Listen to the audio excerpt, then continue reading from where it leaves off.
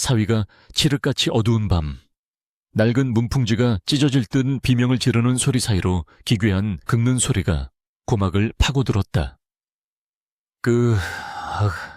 으드득. 그것은 사람의 신음이라기보다는 덫에 걸린 짐승이 제 살을 뜯어내며 토해내는 단말매 가까웠다. 쿰쿰한 곰팡내와 섞여 코를 찌르는 역한 피비린내가 좁은 방 안을 가득 메우고 있었고, 갓 혼례를 올린 신부 연화는 화려한 화롯을 입은 채 공포에 질려 방구석에 웅크리고 있었다. 그녀의 하얗게 질린 손에는 친정어머니가 눈물을 훔치며 쥐어주었던 은장도가 들려 있었는데, 떨리는 송긋 때문에 칼집이 부딪히는 소리가 정막을 깨트릴까. 두려워 그녀는 숨조차 제대로 쉴 수 없었다. 방금 전까지 문 밖에서 들려오던 인기척은 사라지고, 오직 저 끔찍한 신음소리만이 어둠 속에서 그녀의 심장을 옥죄어 오고 있었다. 이것이 첫날 밤이라니. 낭만이나 설렘 따위는 사치였고 오로지 생존해야 한다는 본능적인 공포만이 그녀의 전신을 지배하고 있었다. 갑자기 쾅타 하는 굉음과 함께 굳게 닫혀있던 방문이 부서질 듯 열리며 거대한 그림자가 방 안으로 들이닥쳤다. 찬바람과 함께 밀려온 것은 지독한 약초 냄새와 썩어가는 살점이 타는 듯한 악취였다. 연화는 비명조차 지르지 못한 채 입을 틀어막았고, 그 그림자는 바닥을 기어다니며 고통에 몸부림치고 있었다. 그는 벽에 머리를 쿵쿵 찌으며 자신을 학대하고 있었는데, 그 힘이 어찌나 센지 낡은 흙벽에서 흙 부스러기가 우수수 떨어져 내렸다. 당장 나가란 말이다. 내 눈에 띄면 너도 죽어. 짐승의 포효 같은 목소리가 터져 나왔지만 연화는 그 속에 담긴 처절한 절규를 감지할 수 있었다. 그것은 살이가 아니라 누군가를 해치지 않으려는 필사적인 저항이었다. 그녀는 본능적으로 은장도를 바닥에 내려놓고 떨리는 손으로 옆에 놓인 호롱불에 불을 붙이려 부싯돌을 집어들었다. 어둠이 이 공포를 더욱 증폭시키고 있다는 생각에 그녀는 금기시되었던 괴물의 얼굴을 마주하기로 결심한 것이다. 부싯돌이 부딪히며 튀어오른 불꽃이 심지에 옮겨붙자 흔들리는 불빛 아래로 방 안의 참혹한 풍경이 서서히 드러나기 시작했다. 그리고 연화는 눈앞에 펼쳐진 광경에 숨이 멎을 듯한 충격을 받았다. 바닥에 엎드려 있는 사내. 그녀의 남편 강호의 모습은 소문보다 훨씬 더 처참했다. 성한 곳 하나 없이 온몸이 검붉은 종기와 고름으로 뒤덮여 있었고, 찢어진 옷 사이로 보이는 피부는 마치 화상을 입은 것처럼 짓물러 있었다. 헝클어진 머리카락 사이로 드러난 눈동자는 핏발이 서 있었지만 불빛을 보자마자 그는 황급히 소매로 얼굴을 가리며 구석으로 뒷걸음질 쳤다. 불을 끄시오, 제발. 나를 보지 마시오. 그의 외침은 명령이 아니라 애원에 가까웠고, 거구의 사내가 작은 불빛 하나에 벌벌 떠는 모습은 연화의 가슴 한구석을 아리게 만들었다. 괴물이라 불리던 사내는 그저 병마와 고독에 갇혀 울부짖는 나약한 인간일 뿐이었다. 연화가 이 지옥 같은 별채에 발을 들이게 된 것은 기울어가는 가문을 살리기 위한 어쩔 수 없는 선택이었다. 한때는 명문가였으나 부친의 갑작스러운 죽음과 함께 빚더미에 앉게 된 그녀의 집안은 풍비박산이 날 위기에 처해 있었다. 그때 손을 내민 것이 바로 이 고을의 만석군 김대감이었다. 하지만 그 제안에는 끔찍한 조건이 붙어 있었으니 바로 괴물이라 불리며 별채에 유폐된 장남 강호에게 시집을 가는 것이었다. 한간에는 그가 전처들을 모두 물어뜯어 죽였다거나 밤마다 사람의 간을 빼먹는다는 흉흉한 소문이 돌았지만 연화는 늙은 노모와 어린 동생들을 위해 스스로 호랑이 굴로 들어오는 길을 택했다.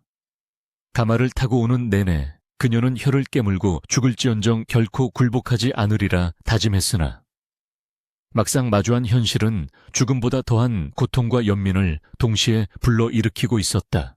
부인, 제발 나가시오. 나는 저주받았소. 내 곁에 있으면 당신 또한 이 썩어문드러지는 병을 얻게 될 것이오.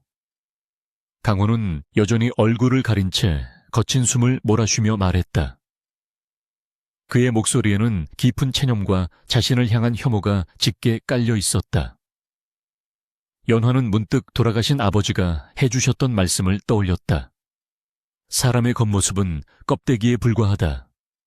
진정으로 보아야 할 것은 그 안에 담긴 고통과 진심이다. 그녀는 천천히 자리에서 일어나 그에게 다가갔다. 한 걸음 내디딜 때마다 코를 찌르는 악취가 더욱 강해졌지만 그녀는 멈추지 않았다. 강호가 공포에 질려 더 이상 물러날 곳이 없을 때까지 벽으로 밀착하자 연화는 조용히 무릎을 꿇고 앉아 그의 떨리는 어깨에 손을 올렸다. 그 순간 강호의 몸이 불에 데인 듯 크게 움찔했다.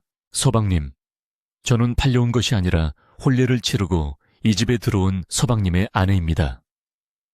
연화의 목소리는 떨리고 있었지만 그 눈빛만은 흔들림 없이 강호를 향하고 있었다.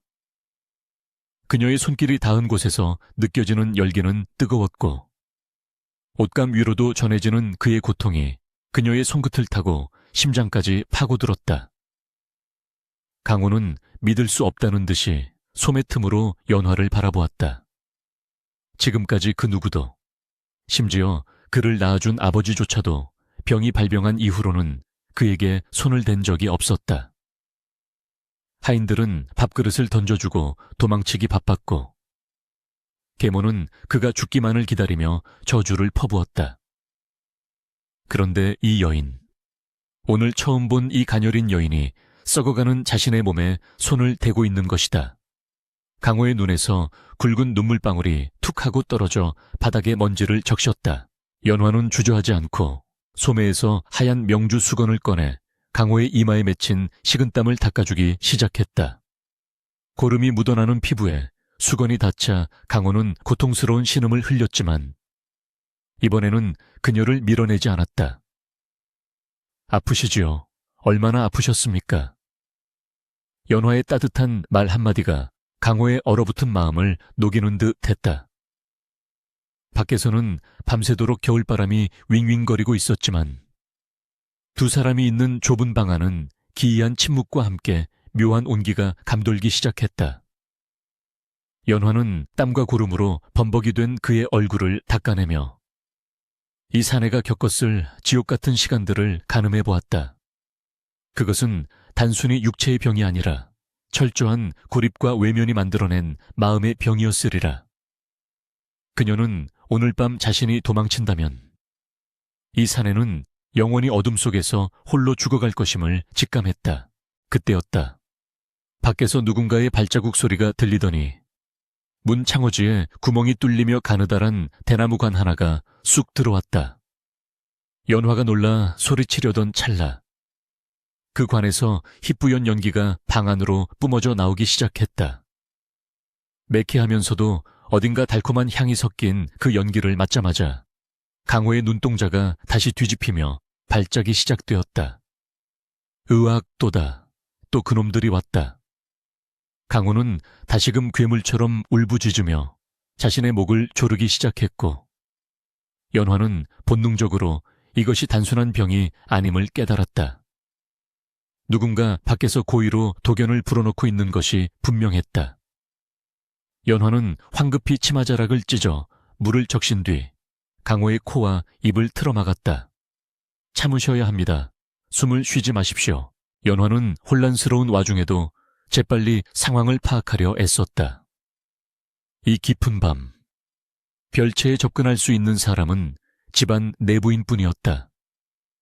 강호가 미쳐 날뛰는 시각에 맞춰 독연을 피운다는 것은 누군가 그를 짐승으로 만들고 싶어 한다는 명백한 증거였다. 연화는 강호를 끌어안고 방바닥에 납작 엎드렸다. 강호의 거친 몸부림에 그녀의 연약한 몸이 이리저리 치이고 멍이 들었지만 그녀는 팔을 풀지 않았다. 제가 지켜드리겠습니다. 아무도 서방님을 해치지 못하게 할 것입니다. 그녀의 단호한 속삭임이 강호의 귀에 닿았을까? 발작적으로 떨리던 그의 몸이 조금씩 진정되기 시작했다. 도견이 서서히 흩어지고 다시 정막이 찾아올 때까지. 연화는 지옥 같은 어둠 속에서 눈을 부릅뜨고 닫힌 문을 노려보았다. 이제 이 싸움은 그녀의 것이 되었다. 날이 밝아오자 창호주 너머로 희미한 빛이 스며들었다. 밤새 한숨도 자지 못한 연화는 탈진하여 잠든 강호의 곁을 지키고 있었다. 아침 햇살에 드러난 방 안의 풍경은 더욱 처참했다. 곳곳에 핏자국이 낭자했고 깨진 질그릇 조각들이 널려 있었다. 그때 밖에서 하인들의 목소리가 들려왔다. 쭈쭈쭈, 간밤에 조용한 걸 보니 새색시가 벌써 죽어나갔나 보네. 시신이나 치울 준비해라. 비아냥거리는 말투에는 사람의 목숨에 대한 경각심이라곤 찾아볼 수 없었다. 연화는 입술을 굳게 다물고 자리에서 일어났다. 그리고 흐트러진 옷매무새를 단정히 하고 밤새 헝클어진 머리를 다시 빗어 넘겼다. 그녀는 결연한 표정으로 방문을 활짝 열어 젖혔다. 문 밖에 서 있던 하인들은 귀신이라도 본들 소스라치게 놀라 뒷걸음질 쳤다. 죽어나갔어야 할 신부가 서슬퍼런 눈빛으로 살아서 걸어나왔기 때문이었다. 연화는 그들을 차가운 눈으로 내려다보며 양반가 여식 특유의 위험 있는 목소리로 일갈했다. 내 남편의 세순물을 대령하라. 그리고 안채에 전해라. 장자이자 이 집안의 주인이신 분의 아내가 문우를 드리러 갈 것이라고. 그녀의 목소리는 작지만 단단하게 마당 전체를 울렸다. 하인들은 멍하니 입을 벌린 채 그녀를 바라보았고 연화는 그들의 시선을 피하지 않고 당당히 맞받아쳤다. 그 순간 바람이 불어와 마당 구석에 말라 비틀어진 매화나무 가지를 흔들었다. 죽은 줄만 알았던 그 나무 끝에 아주 작은 싹이 하나 돋아나고 있었다. 그것은 연화가 이 절망적인 집안에 불러올 거대한 폭풍의 시작을 알리는 징조와도 같았다. 날이 밝았음에도 별채 주변에는 짙은 안개처럼 음산한 기운이 감돌고 있었다. 연화가 밤새 피고름으로 얼룩진 이부자리를 정리하고 밖으로 나왔을 때 마당을 쓰는 하인들은 그녀를 투명 인간 취급하거나 수군거리며 피하기 바빴다. 그녀는 꼿꼿한 자세로 안채를 향해 걸음을 옮겼다. 시부모에게 첫 문안 인사를 드리는 것은 며느리의 도리이자 자신이 이 집안의 일원임을 공식적으로 선포하는 행위였다. 안채의 화려한 기와 지붕과 잘 가꿔진 정원은 폐허 같은 별채와 극명한 대조를 이루고 있었다. 대청마루에 오르자 비단 옷을 휘감은 여인이 싸늘한 눈빛으로 연화를 내려다보고 있었다. 바로 이 집안의 실세이자 강호의 계모인 민씨 부인이었다. 그녀의 옆에는 화려한 장신구로 치장한 그녀의 친아들. 강호의 이복동생인 명석이 비릿한 미소를 띠고 앉아 있었다. 살아서 제 발로 걸어 나오다니 명줄이 꽤나 질긴 아이로구나. 민씨 부인의 첫마디는 차가운 비수와 같았다.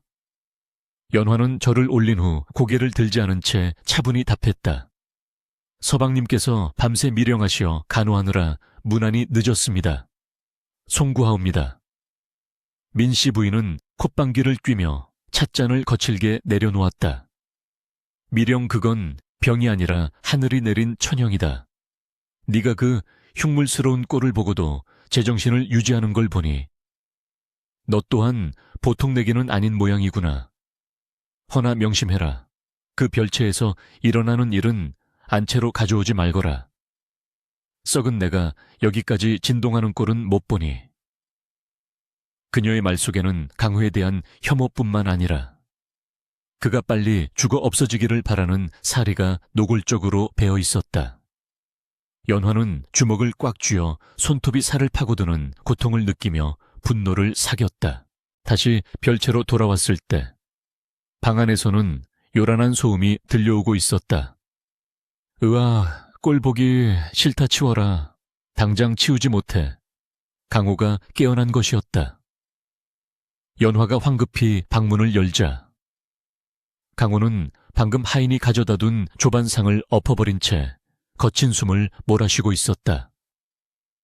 깨진 사기 그릇, 조각과 쏟아진 밥알들이 방바닥에 널려 있었고 강호는 구석에 웅크려 머리를 감싸 쥐고 있었다.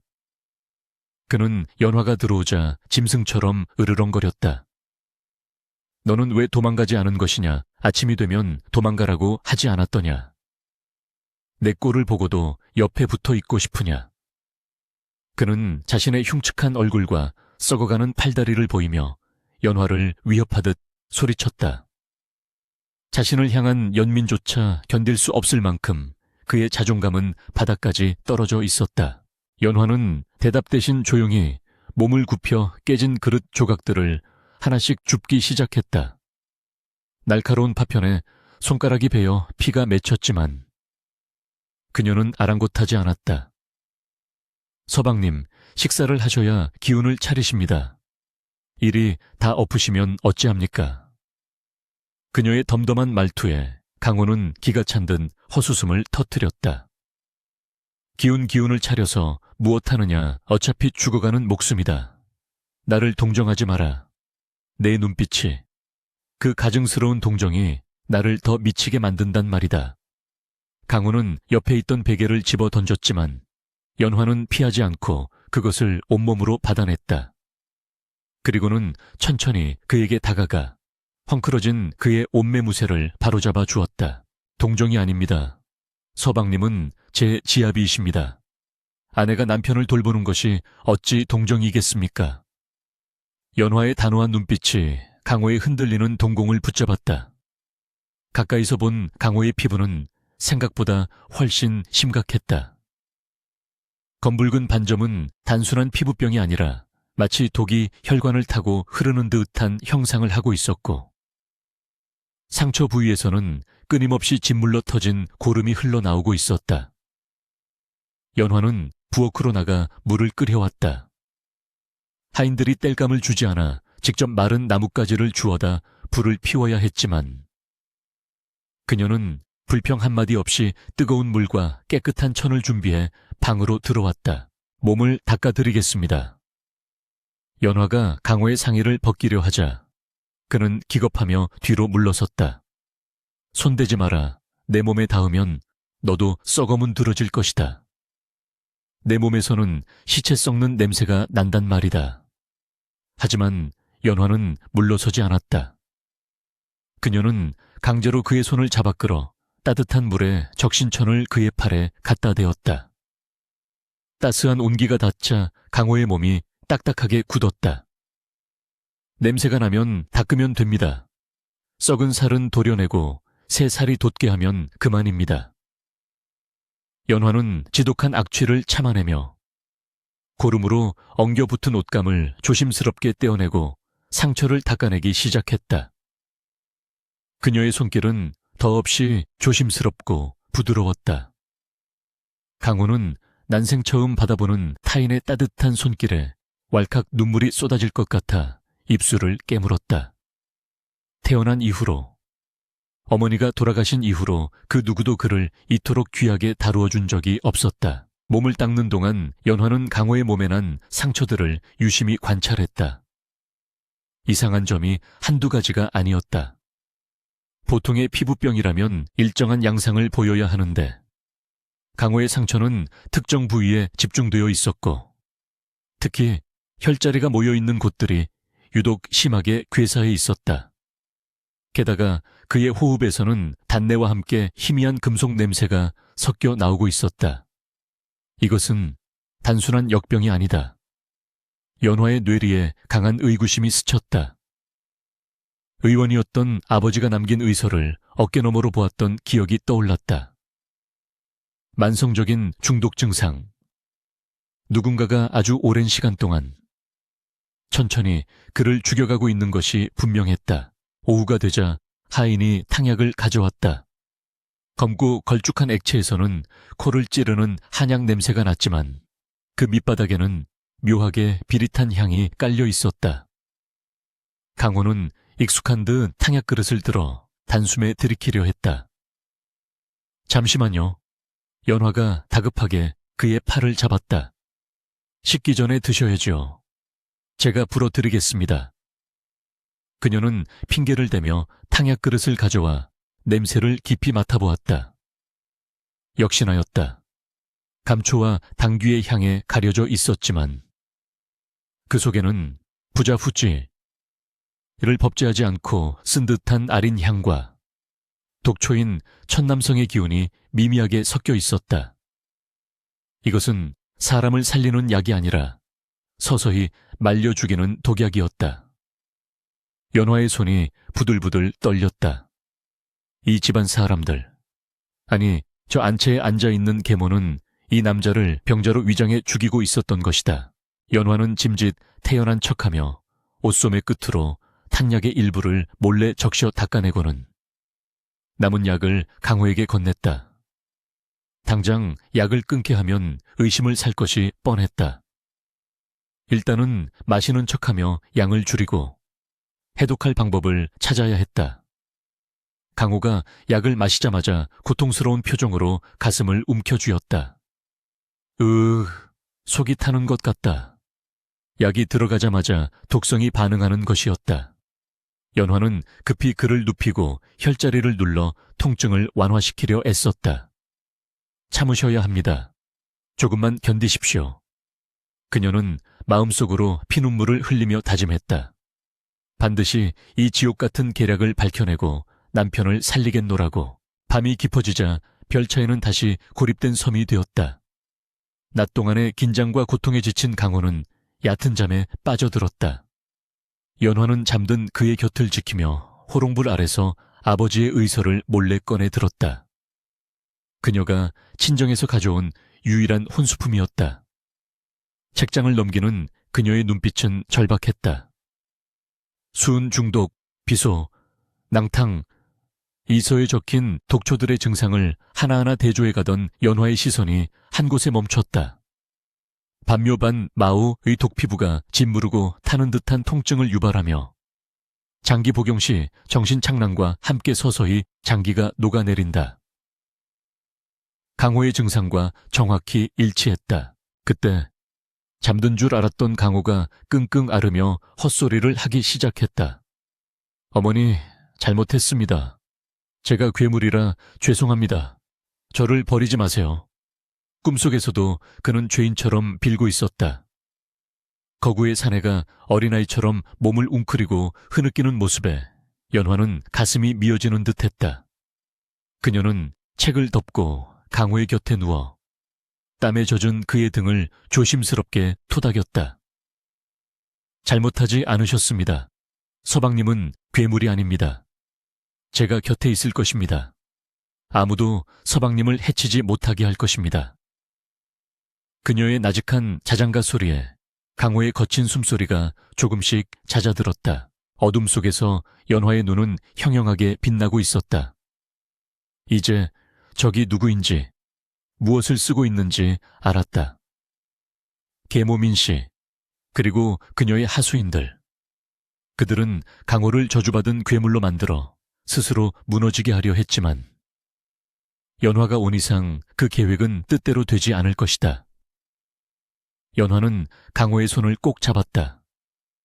그 손은 거칠고 흉터투성이었지만 맞잡은 온기만큼은 뜨겁고 생생했다. 이 남자는 살고 싶어 한다. 그 간절한 생의 의지가 연화에게 전해졌다. 내일 날이 밝으면 그녀는 이 감옥을 탈출할 구멍을 뚫기 위해 움직일 것이다. 비록 그것이 목숨을 건 줄타기가 될지라도. 창밖에는 여전히 매서운 바람이 불고 있었지만 두 사람이 누운 방 안은 처음으로 평온한 고요가 깃들었다. 그것은 폭풍 전야의 고요이자 기적을 잉태한 밤의 시작이었다. 달빛조차 숨을 죽인 야심한 시각. 연화는 칠흑 같은 어둠을 틈타 별차의 뒷마당으로 스며들었다. 그녀의 손에는 깨진 기와 조각 하나가 들려 있었다. 낮 동안 눈여겨보았던 탕약다리는 솥 주변의 흙을 파헤치기 위해서였다. 하인들이 약을 다리고 난 뒤 찌꺼기를 몰래 파묻는 것을 목격했기 때문이었다. 차가운 흙을 파내려 가자 축축하게 젖은 약재 찌꺼기들이 드러났다. 연화는 떨리는 손으로 흙 묻은 찌꺼기를 집어들어 코에 가져다 대었다. 비릿하고 톡 쏘는 냄새, 그리고 희미하게 반짝이는 초록빛 가루들. 그것은 분명 반묘의 날개 가루였다. 피부를 썩게 하고 장기를 녹이는 맹독성 곤충. 연화의 심장이 쿵 내려앉았다. 짐작이 확신으로 바뀌는 순간 그녀는 분노로 몸을 떨었다. 그들은 병을 고치는 신용을 하며 매일 조금씩 강호를 죽이고 있었던 것이다. 부인, 거기서 무엇을 하시오? 등 뒤에서 들려온 낮고 거친 목소리에 연화는 소스라치게 놀라 뒤를 돌았다. 강호였다. 그는 식은땀을 흘리면서도 문틀을 붙잡고 힘겹게 서 있었다. 연화는 황급히 달려가 그를 부축했다. 서방님, 왜 나오셨습니까? 찬바람을 맞으시면 안 됩니다. 강호는 연화의 손에 들린 흙투성이 약찌꺼기를 내려다보며 씁쓸한 미소를 지었다. 그것이 무엇인지 알고 있어. 내 몸을 썩게 만드는 독이지. 알고 있었소. 처음부터. 그의 고백은 충격적이었다. 그는 자신이 독살당하고 있다는 것을 알면서도 저항할 힘도 도와줄 사람도 없기에 그저 죽음만을 기다리며 그 쓴 약을 삼켜왔던 것이다. 연화는 강호의 눈을 똑바로 쳐다보며 단호하게 말했다. 알고 계셨다면 왜 드셨습니까? 살아야지요. 살아서 저들을 벌해야지요. 강호의 눈동자가 흔들렸다. 살아서 무엇 하겠소? 아버님조차 나를 버렸는데 나에게 남은 것은 흉측한 육신뿐인데. 연화는 그의 뺨을 어루만지며 고개를 저었다. 아닙니다. 서방님 곁에는 이제 제가 있습니다. 제 목숨을 걸고 서방님을 살릴 것입니다. 저를 믿으십니까? 강호는 연화의 맑고 강인한 눈빛에서 난생 처음으로 희망이라는 빛을 보았다. 그는 천천히 고개를 끄덕였고 두 사람 사이에는 말로 다 할 수 없는 굳건한 신뢰가 싹트기 시작했다. 그날 밤부터 연화의 은밀하고도 치열한 전쟁이 시작되었다. 그녀는 친정에서 가져온 은가락지를 품에 숨기고 부엌대기 아이인 개똥이에게 접근했다. 개똥이는 매번 안차에 하인들에게 구박을 받으며 울고 있던 아이였다. 연화는 아이에게 은가락지를 쥐어주며 속삭였다. 아무도 모르게 검은 콩과 감초를 구해다 다오. 그리고 녹두도 조금 필요하다. 만약 들키면 내가 시켰다고 하지 말고 네가 배가 고파 훔쳤다고 하거라. 내 반드시 너를 지켜줄 테니. 아이는 겁에 질린 표정이었지만 연화의 따뜻한 손길과 반짝이는 은가락지에 홀린 듯 고개를 끄덕였다. 목숨을 건 거래였다. 만약 민씨 부인이 알게 된다면 연화는 물론 아이의 목숨도 위태로웠지만 다른 방도가 없었다. 다음 날 새벽 개똥이가 몰래 별차의 뒷문 틈으로 꾸러미 하나를 밀어 넣었다. 연화는 떨리는 가슴을 쓸어내리며 꾸러미를 열었다. 다행히 검은 콩과 감초, 녹두가 들어있었다.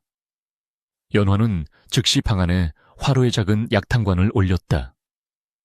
냄새가 밖으로 새 나가지 않도록 창호지 문틈을 젖은 헝겊으로 꼼꼼히 막았다. 탕약이 끓는 동안 그녀는 강호의 몸을 마사지하며 굳어버린 혈관을 풀어주었다. 이 약은 독을 중화시키는 감두탕입니다. 드시면 뱃속이 뒤집어지는 듯 고통스러울 것입니다. 허나 몸 안에 쌓인 독을 토해내야만 살 수 있습니다. 강호는 비장한 표정으로 고개를 끄덕였다. 각오하고 있어. 부인이 주는 것이라면 독이라도 마실 것이오. 약이 완성되자 강호는 망설임 없이 사발을 비웠다. 잠시 후 그의 얼굴이 붉게 달아오르며 식은땀이 비오듯 쏟아지기 시작했다. 으으그! 강호는 배를 움켜쥐고 바닥을 뒹굴었다. 장기가 꼬이는 듯한 고통에 비명이 터져 나오려 했지만 연화가 미리 준비한 수건으로 그의 입을 틀어막았다. 소리를 내시면 안 됩니다. 들키면 끝장입니다. 참으세요. 제발 참으세요. 연화는 고통스러워하는 강호를 뒤에서 끌어안고 함께 눈물을 흘렸다. 강호의 몸이 활처럼 휘어지더니 이내 검붉은 핏덩이와 섞인 구토물을 쏟아내기 시작했다. 역겨운 악취가 진동했지만 연화는 눈 하나 깜짝하지 않고 그의 등을 두드려 주었다. 그것은 죽음의 찌꺼기가 빠져나가는 소리였다. 한 차례 폭풍이 지나가고 강호는 탈진하여 쓰러졌다. 하지만 그의 안색은 묘하게 달라져 있었다. 흑비치던 얼굴에 희미하게 남아 혈색이 돌아오고 있었고 썩어가던 상처 부위의 열기도 한결 가라앉아 있었다. 연화는 밤새 그의 곁을 지키며 물수건으로 몸을 닦아내고 녹두를 갈아 만든 미음을 조금씩 흘려 넣어주었다. 새벽녘, 눈을 뜬 강호가 가라앉은 목소리로 입을 열었다. 몸이 가볍소. 내 몸을 짓누르던 바위가 사라진 것 같소. 그의 눈빛은 더 이상 짐승의 그것이 아니었다.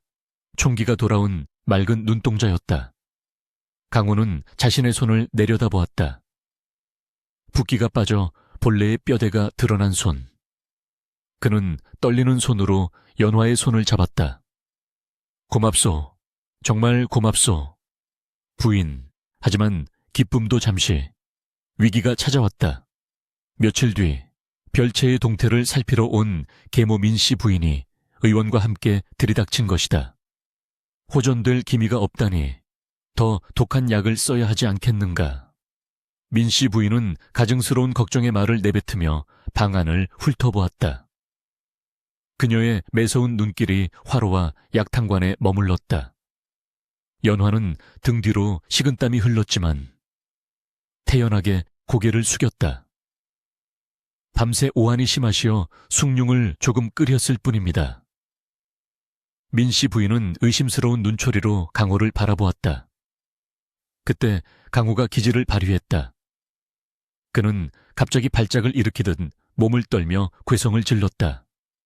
아, 뜨거워 불이 났어, 다나가. 그리고는 민씨 부인 쪽으로 밥그릇을 집어 던졌다. 민씨 부인은 비명을 지르며 뒷걸음질 쳤다. 에이구, 저 흉물 더 미쳐가는구나. 꼴도 보기 싫으니 가자. 그녀는 혀를 차며 황급히 별채를 빠져나갔다. 강호의 연기는 완벽했다. 모두가 물러가고 문이 닫히자 강호는 거친 숨을 몰아쉬며 연화를 보고 씩 웃어 보였다. 어떻소 내 연기가. 연화는 놀란 가슴을 쓸어내리며 마주 웃었다. 두 사람은 공범자가 되어 서로의 눈빛만 봐도 뜻을 알 수 있는 사이가 되었다. 하지만 이것은 임시 방편일 뿐이었다. 민씨 부인이 데려온 의원이 놓고 간 새로운 탕약은 냄새만 맡아도 머리가 어질할 정도로 독성이 강했다. 이제는 시간 싸움이었다. 서방님, 이제는 일어서셔야 합니다. 연화는 강호 앞에 무릎을 꿇고 비장하게 말했다. 곧 아버님의 환갑잔치가 열립니다. 그날이 기회입니다. 그때까지 몸을 추스르고 걷는 연습을 하셔야 합니다. 저들이 방심하고 있을 때 서방님의 건재함을 만천에 알려야 합니다. 강호의 눈에 불꽃이 일었다. 그는 앙상한 다리에 힘을 주며 자리에서 일어나려 애썼다. 수십 번 넘어지고 쓰러졌지만 그때마다 연화가 그를 일으켜 세웠다. 할 수 있습니다. 서방님은 이 집안의 장자이십니다. 어둠 속에서 강호는 이를 악물고 걸음을 떼었다. 삐걱거리는 마룻바닥 소리가 마치 그의 뼈가 맞춰지는 소리처럼 들렸다. 연화는 촛불 아래서 밤새도록 낡은 의복을 고쳐짓고 있었다. 강호가 세상 밖으로 나갈 때 입을 장자의 품격에 맞는 옷을 준비하는 것이었다. 별채 박매화나무 가지에는 어느새 꽃봉오리가 맺혀 터질 준비를 하고 있었다. 겨울이 끝나가고 있었다. 그리고 그들의 방역도 머지않았다. 연화와 강호, 두 사람의 운명을 건 도박이 이제 막 주사위를 던져진 것이다. 탕약 그릇에 비친 그림자는 이제 죽음의 그림자가 아니라 복수의 칼날을 가는 두 사람의 의지였다. 오늘 이 경사스러운 날, 본인은 가문의 미래를 위해 중대한 발표를 하고자 하오. 병약하여 구실을 못하는 장남 강호를 대신하여 차남 명석을 이 집안의 정당한 후계자로 책봉함을 만천에 알리노라. 화려한 오색 등불이 마당을 가득 메운 김대감의 환갑잔치. 그 절정의 순간에 계모 민씨 부인의 목소리가 날카롭게 울려 퍼졌다. 그녀는 승리감에 도취된 눈빛으로 좌중을 둘러보며 옥로주가 가득 담긴 잔을 높이 쳐들었다. 비단옷을 입은 하객들은 술렁거리면서도 눈치를 보며 잔을 들어 올렸고, 옆에 앉은 명석은 터질 듯한 기쁨을 감추지 못해 입꼬리를 실룩거리고 있었다. 정작 잔치의 주인공인 김대감은 늙고 병든 사자처럼 초점 없는 눈으로 허공만 응시하고 있을 뿐이었다. 그때였다. 쾅 하는 천둥 같은 굉음과 함께 잔치장 입구에 소술대문이 부서질 듯 활짝 열렸다. 갑작스러운 소음에 흥겨운 가락을 뜯던 악공들의 손이 멈추었고, 왁자지껄하던 하객들의 입이 얼어붙은 듯 다물어졌다. 수백 개의 눈동자가 일제히 대문 쪽으로 쏠렸다.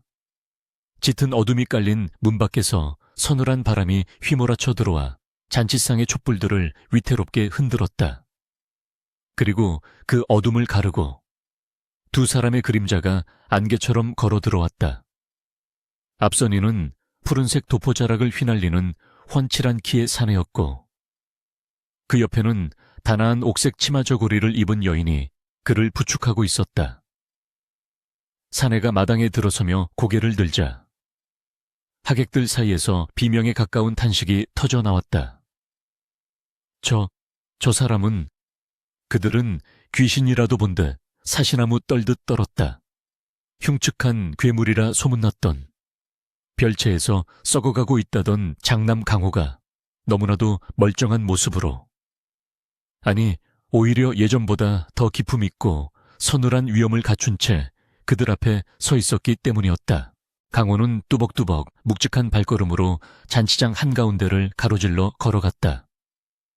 그의 얼굴에는 여전히 옅은 흉터 자국이 남아있었으나 그것은 흉측함이 아닌 모진 풍파를 견뎌낸 장수의 훈장처럼 보였다. 그가 한 걸음 내디딜 때마다 모세의 기적처럼 하객들이 양옆으로 갈라졌다. 단상 위에 앉아있던 민씨 부인의 얼굴이 횟가루를 뒤집어 쓴 듯 하얗게 질렸다. 그녀가 들고 있던 술잔이 손에서 미끄러져 바닥에 떨어지며 챙그랑 하는 파열음을 냈다. 내 놈이 어떻게 살아있는 것이냐. 그녀의 입술이 파르르 떨렸다. 그녀의 계획대로라면 강호는 지금쯤 시체가 되어 있거나 적어도 일어서지도 못할 만큼 망가져 있어야 했다. 명석 역시 자리에서 벌떡 일어나 뒷걸음질 치며 더듬거렸다. 형님, 강호는 그들의 경악을 무시한 채 멍하니 자신을 바라보는 아버지 김대감 앞에 멈춰 섰다. 그리고 천천히 아주 정중하게 무릎을 꿇고 큰절을 올렸다. 아버님, 불효자 강호, 죽지 않고 살아서 돌아왔습니다. 아버님의 환갑을 축하드리기 위해 지옥의 문턱에서 기어 나왔습니다. 강호의 목소리는 굵고 낮았지만 그 울림은 잔치장 구석구석까지 파고들었다. 김대감은 믿기지 않는다는 듯 떨리는 손을 뻗어 아들의 얼굴을 어루만졌다. 차갑지만 생기가 도는 피부, 눈물로 그렁그렁한 저 눈동자, 틀림없는 자신의 아들이었다. 강호야, 네가 정말 강호냐? 내 아들이 살아있었던 개냐? 김대감의 눈에서 굵은 눈물이 주르륵 흘러내렸다. 그동안 계모의 이간질과 거짓 보고에 속아 아들을 포기했던 회한이 밀려왔다. 그 순간 정신을 차린 민씨 부인이 악을 쓰며 소리쳤다. 속지 마십시오. 대감 저것은 강호가 아닙니다. 강호는 병이 들어 사람 꼴이 아닙니다. 저것은 요물입니다. 여우가 둔갑한 것이란 말입니다. 그녀는 경비병들을 향해 손가락질했다. 여봐라. 당장 저 미친놈과 계집을 끌어내라. 내 아들의 자리를 뺏으러 온 사기꾼들이다. 당황한 하인들과 경비병들이 머뭇거리며 다가오려 하자 강호의 옆에 조용히 서 있던 연화가 앞으로 나섰다. 그녀의 표정은 서리빨처럼 차가웠고 눈빛은 범을 쏘아보듯 매서웠다. 누구라도 감히 이 집안의 적장자에게 손을 대는 자는 엄한 국법으로 다스릴 것이다. 연화의 기세에 눌려 병졸들이 주춤하는 사이 연화는 품속에서 보자기를 꺼내 단상 위에 휙 던졌다. 보자기가 풀리며 그 안에 들어있던 물건들이 와르르 쏟아져 나왔다.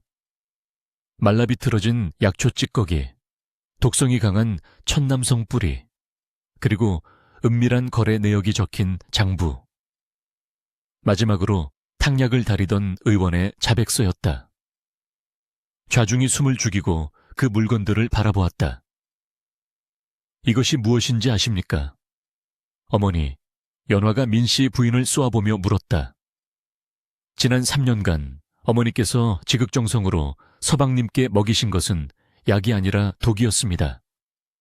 피부를 썩게 하고 정신을 갉아먹고 서서히 말라 죽게 하는 극독 말입니다. 연화의 폭로에 장내가 발칵 뒤집혔다. 하객들은 수군거리며 민씨 부인을 손가락질하기 시작했다. 설마 계모가 전처 자식을 독살하려 했다고. 세상에, 어쩐지 멀쩡하던 아이가 갑자기 괴물이 되었다 했더니 민씨 부인은 사색이 되어 고개를 저었다. 거짓말이다. 모함이다. 전연이 나를 음해하려고 조작한 것이다. 그녀는 발악하며 명석의 뒤로 숨으려 했다. 하지만 연화는 멈추지 않고 잔치 구석에 숨어있던 늙은 의원을 가리켰다. 증인이 여기 있습니다. 이 의원이 어머니의 사주를 받고 독을 섞었다고 제 입으로 실토했습니다. 모든 시선이 의원에게 쏠리자 겁에 질린 의원은 바닥에 납작 엎드려 읍소했다. 대감마님, 죽을 죄를 지었습니다. 마님께서 시키는 대로 하지 않으면 제 가족을 죽이겠다고 협박하시오. 흑흑, 살려주십시오. 의원의 자백은 결정타였다. 김대감의 얼굴이 분노로 붉게 달아올랐다. 그는 자리에서 벌떡 일어나 벼락 같은 고함을 질렀다. 이런 천하의 몹쓸 것들이 내 집안에서, 내 눈앞에서 감히 내 아들을 죽이려 들다니. 김대감은 먹고 있던 상을 민씨 부인과 명석 쪽으로 뒤집어 엎었다. 산의 진미가 바닥에 뒹굴고 명석은 비명을 지르며 주저앉았다. 민씨 부인은 마지막 발악으로 연화에게 달려들려 했다. 이 천한 것, 네가 감히 내 앞길을 막아 너만 없었으면, 너만 아니었으면.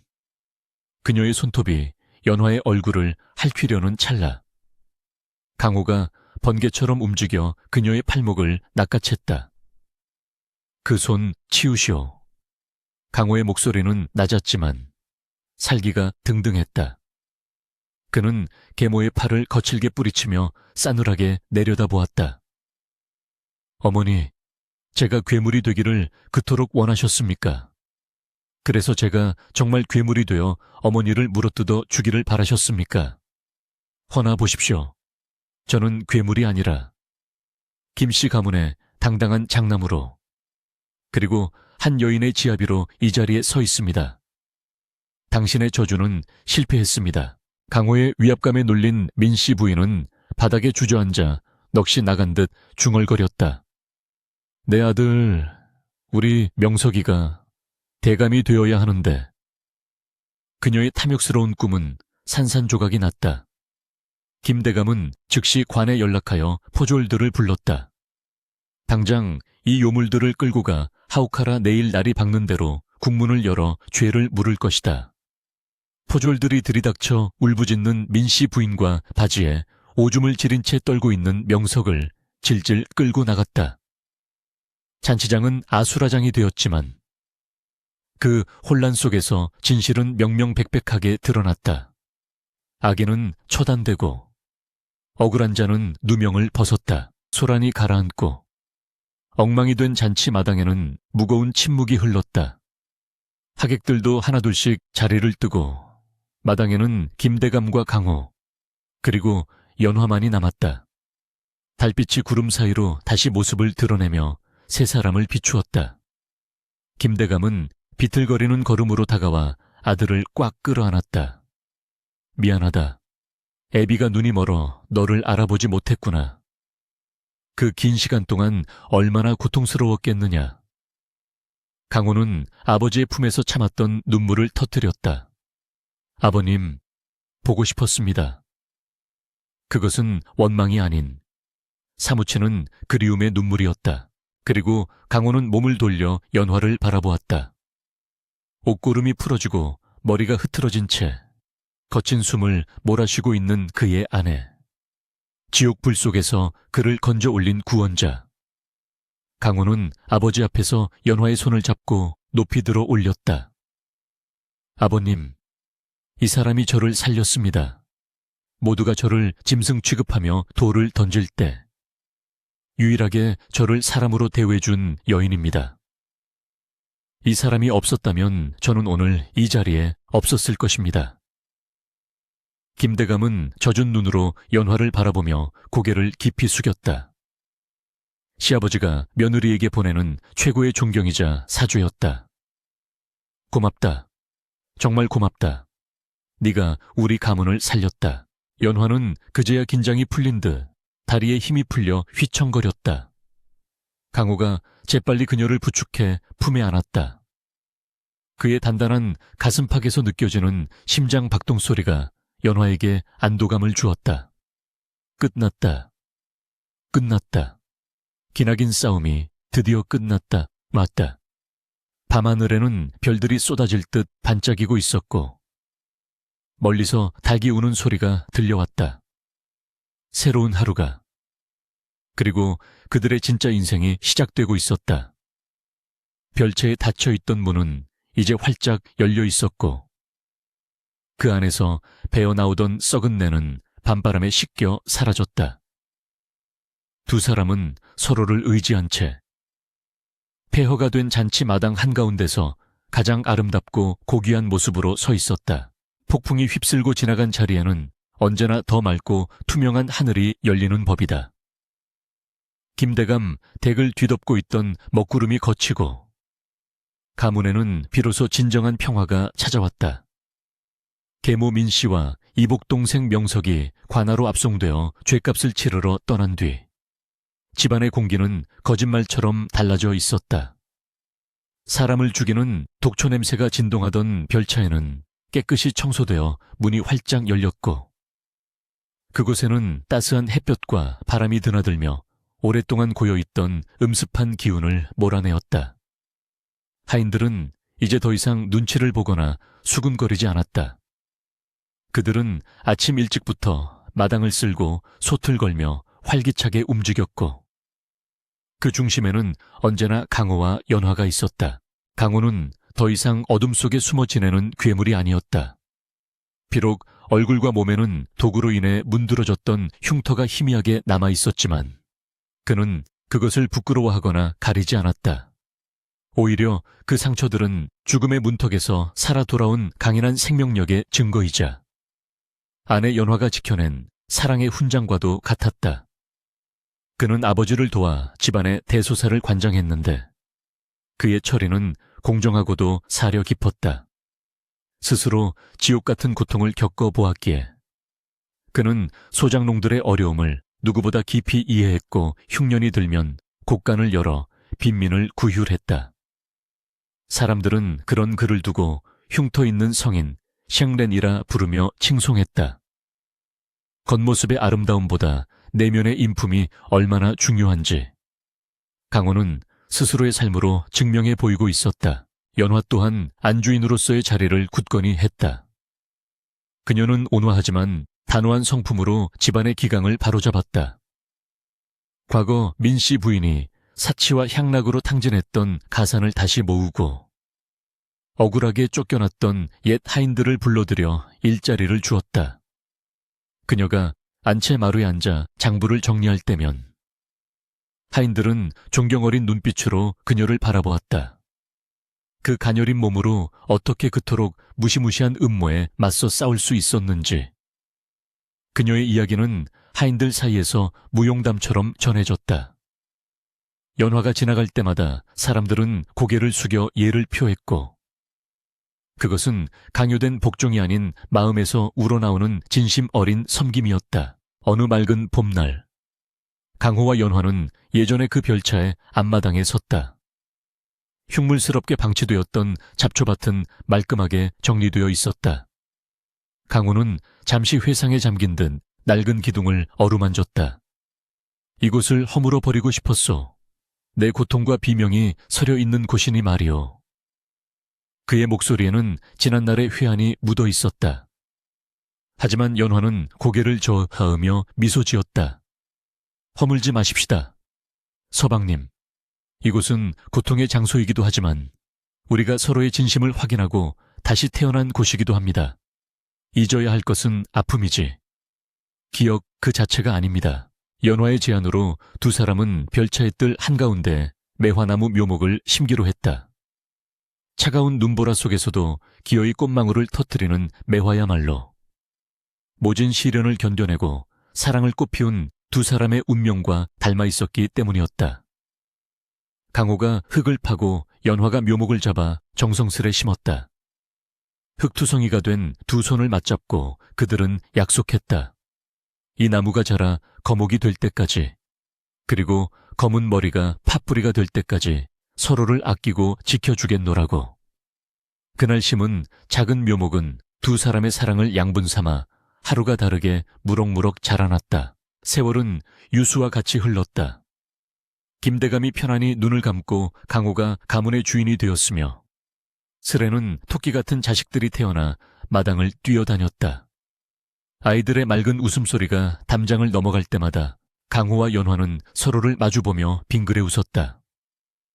때로는 힘든 일도 있었고 가뭄이나 홍수 같은 시련도 찾아왔지만 죽음조차 갈라놓지 못했던 두 사람의 유대감은 세월이 흐를수록 더욱 단단해질 뿐이었다. 강호의 얼굴에 있는 흉터는 세월의 주름 속에 자연스럽게 묻혀 더 이상 눈에 띄지 않게 되었고 연화의 고운 손은 집안일을 돌보느라 거칠어졌지만 강호에게는 세상 그 무엇보다 아름다운 손이었다. 수십 년의 시간이 흐른 어느 늦겨울 흰 눈이 소복이 쌓인 별차에 마당에 백발이 성성한 노부부가 나란히 앉아 있었다. 이제는 지팡이 없이는 걷기 힘든 노인이 된 강호와 허리가 굽은 연화였다. 그들의 눈앞에는 어느새 지붕을 덮을 만큼 거대하게 자란 매화나무가 고고한 자태를 뽐내고 있었다. 가지마다 하얀 매화꽃이 흐드러지게 피어나 그윽한 향기를 뿜어내고 있었다. 바람이 불 때마다 꽃잎이 눈송이처럼 흩날려 두 사람의 어깨 위에 사뿐히 내려앉았다. 부인, 기억나시오 우리가 처음 만났던 그 끔찍했던 밤을. 강호가 껄껄 웃으며 예시하기를 꺼냈다. 연화는 주름진 눈가에 미소를 머금고 고개를 끄덕였다. 어찌 있겠습니까? 서방님께서 저를 잡아먹을 듯이 으르렁거리셨지요. 그때는 정말 호랑이보다 더 무서웠습니다. 두 사람은 서로를 바라보며 아이처럼 웃었다. 강호는 따뜻한 찻잔을 연화의 손에 쥐어주며 나직이 말했다. 그때 모두가 나를 짐승 취급하며 피할 때 당신만이 나를 사람으로 봐주었소. 썩은 살을 만지며 눈물 흘려주던 당신의 그 손길이 나를 살렸소.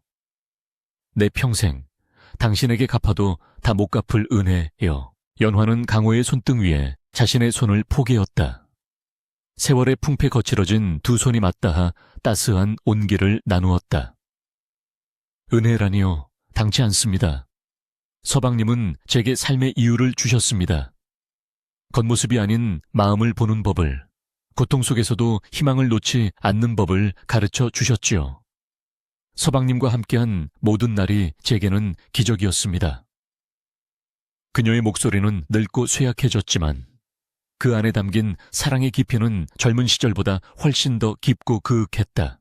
강호는 지그시 눈을 감고 매화 향기를 들이마셨다. 코끝을 스치는 이 향기는 지난 세월 그들이 함께 견뎌온 인내의 향기이자 승리의 향기였다. 내세가 있다면 그때도 부디 나의 아내가 되어 주시오. 그때는 아프지 않은 몸으로 더 곱고 귀하게 당신을 모시리다. 강호의 고백에 연화의 눈시울이 붉어졌다. 내세에도 그 다음 생에도 서방님을 찾아갈 것입니다. 서방님이 어떤 모습이든 설령 다시 괴물의 모습으로 있다 해도 저는 서방님을 알아볼 것입니다. 매화나무 아래 두 노인의 그림자가 하나로 겹쳐졌다. 하늘에서는 여전히 축복처럼 하얀 눈과 꽃잎이 섞여 내리고 있었다. 세상 사람들은 부와 명예, 화려한 외모를 쫓아 살아가지만 진정한 행복은 서로의 아픔을 보듬어주고 끝까지 곁을 지키는 굳건한 마음에 있음을 이들은 알고 있었다. 저주받은 운명을 사랑으로 극복해낸 두 사람의 이야기는 매화 향기처럼 은은하게 퍼져나가 오래도록 사람들의 가슴속에 전설로 남을 것이었다. 별채에 닫힌 문을 열고 나온 것은 단순히 한 남자가 아니었다. 그것은 편견과 두려움을 깨고 세상 밖으로 걸어나온 위대한 사랑 그 자체였다. 노부부는 서로의 어깨에 머리를 기대고 지는 해를 바라보며 평온한 침묵 속에 잠겼다. 그들의 맞잡은 손은 결코 풀리지 않을 것처럼 단단해 보였다. 겨울이 가고 봄이 오듯 고통은 지나가고 사랑만이 영원히 남는다는 진리를 만개한 매화꽃들이 소리 없이 증명하고 있었다.